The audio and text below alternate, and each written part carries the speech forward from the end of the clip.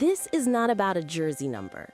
If you think the fight over who wears number 22 for Team USA is just about Caitlin Clark's ego or Aja Wilson's seniority, you are falling for the oldest trick in the PR playbook. The reality is that this is a loyalty test engineered by the most powerful new boss in basketball history. While Twitter argues about respect, the receipts from a quiet press release in May 2025 to the hidden clauses in USA Basketball's handbook reveal a much colder truth. We are watching a collision between the new WNBA, driven by individual star power and massive endorsements, and the old USA Basketball, driven by sacrifice, hierarchy, and systems. Today, we answer 3 questions the media is too scared to ask. 1. Why is a decades-old FEBA rule being weaponized to block Caitlin Clark's brand? 2. How did Sue Bird quietly become the judge, jury, and executioner of this decision? And 3. What is the billion-dollar ultimatum Nike just handed to USA Basketball? Let's look at the evidence. We have to start with the most shocking detail that almost everyone missed. Most fans think the roster is picked by a faceless committee in Colorado Springs. That was true until May 8, 2025. On that date, USA Basketball dropped a press release that changed the power structure of the sport forever. They didn't just hire a consultant. They named Sue Bird the managing director of the women's national team. Look at the job description. This isn't a mentorship role. The release states Bird has sole authority over player selection and technical staff. For 20 years, Sue Bird was the point guard. She was the one distributing the ball. Now she is the general manager. She is the one distributing the careers. Why does this matter for the number 22? Because Sue Bird is a traditionalist. On her podcast, A Touch More, Bird has repeatedly emphasized the hierarchy of the game. She came up in a system where you wait your turn. You carry the veterans' bags. You wear the number they tell you to wear. Sue Bird is now the guardian of the gate, and she is using the jersey number as the lock. Here's the mechanism being used to check Caitlin Clark. Most modern fans don't know why this rule even exists. Historically, FEBA international rules only allowed jersey numbers 4 through 15. This wasn't about style. It was about mechanics. In the pre-digital era, referees signaled points using their fingers. 1 finger up meant 1 point. 2 fingers meant 2 points. 3 fingers meant a 3-pointer. If a player wore number 1, number 2, or number 3, it created confusion at the scorer's table. Was the ref signaling a foul on number 2 or 2 points scored? To fix this, FEBA banned numbers 1, 2, and 3. And since they needed a clean set of 12 numbers for a 12-player roster, they standardized the range to 4 through 15.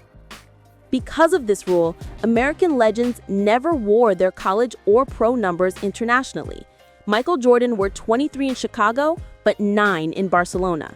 Diana Taurasi wears 3 for Phoenix, but 12 for USA. Breanna Stewart wears 30 for New York, but 10 for USA. Aja Wilson wears 22 for the Aces, but she wears 9 for Team USA. But here's the catch, and here's where the scandal starts. Nike actually changed this rule back in 2014. Article 4 of the official basketball rules was amended to allow any number from 0 to 99. Almost every other country adapted immediately. Look at the rosters for France, Australia, or Japan in the last Olympics.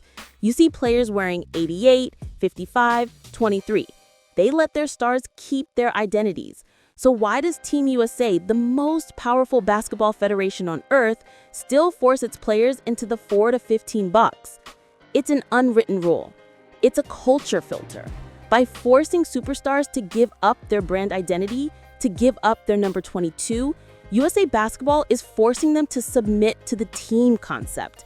It's a visual representation of the concept of we over me.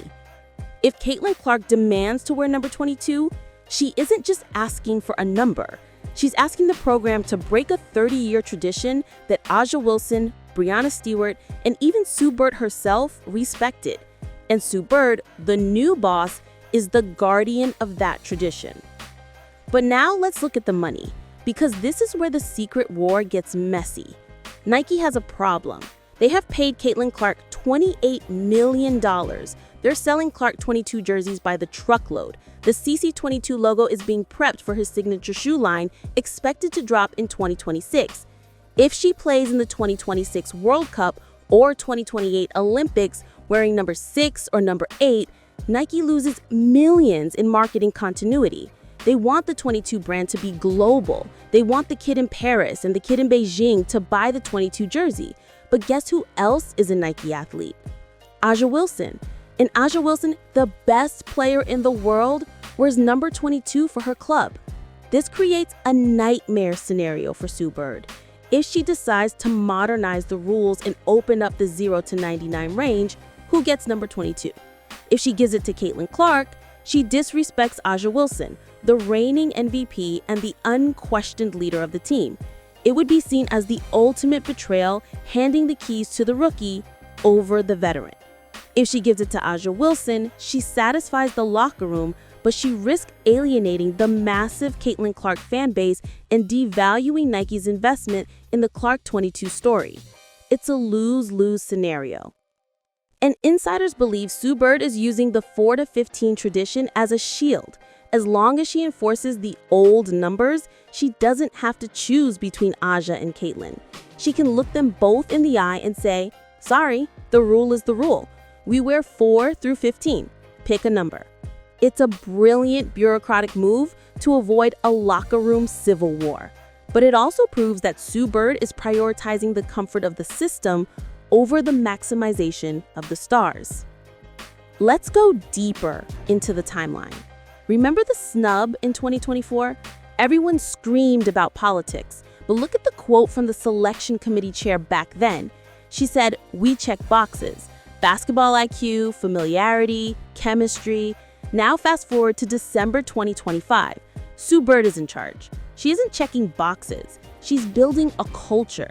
In a recent interview regarding the 2028 roster, Bird smiled and said, "We are always going to get other teams' best shots, so you have to feel it out." Feel it out. That is code for do you fit? By holding the line on the jersey number, Bird is testing Caitlin Clark. Is Clark willing to be just another player? Is she willing to wear number 14 and sit on the bench if that's what the team needs? If Clark insists on the 22, insists on the special treatment, Bird has the authority written in her contract to leave her off the roster again. And unlike the committee in 2024, Sue Bird is a legend. She has the credibility to survive the backlash. She can say, "I won 5 gold medals. I know what it takes. And if you aren't willing to sacrifice your number, you aren't ready to wear this jersey." This is a direct challenge to the player empowerment era. For the last 5 years, WNBA players have been gaining more control. They have forced trades, they have demanded charter flights, they have reshaped the league, but Team USA has always been the one place where the players do not run the show. The federation runs the show. Sue Bird was the ultimate company woman.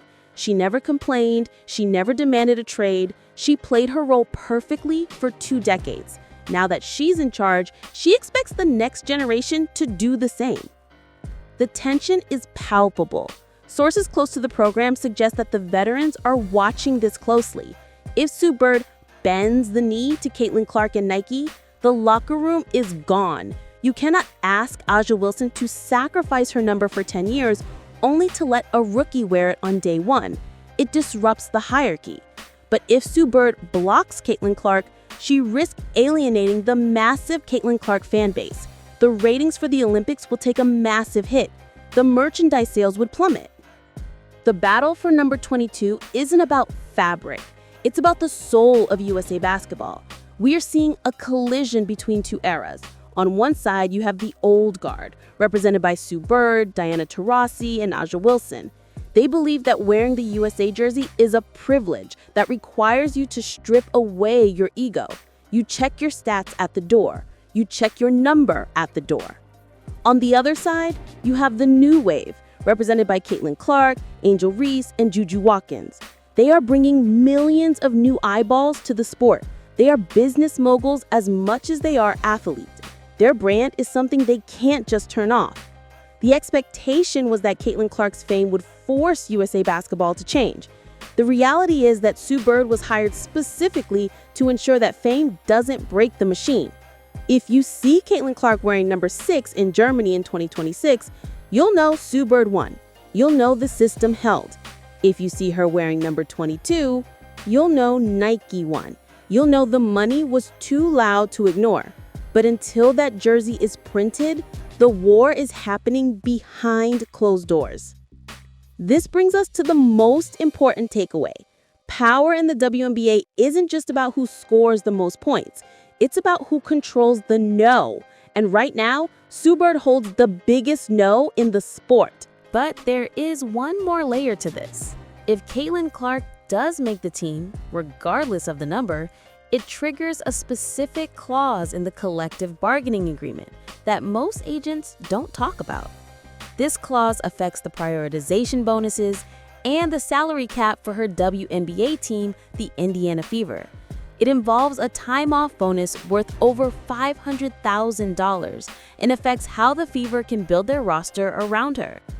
If you want to understand how these roster decisions impact the salary cap and the upcoming CBA negotiations, because yes, playing for Team USA triggers massive contract bonuses, you need to see the financial breakdown we just leaked. Click the playlist on your screen, Locker Room Confidential. We are breaking down the bonus structures that make this jersey number worth $500,000. I'll see you there.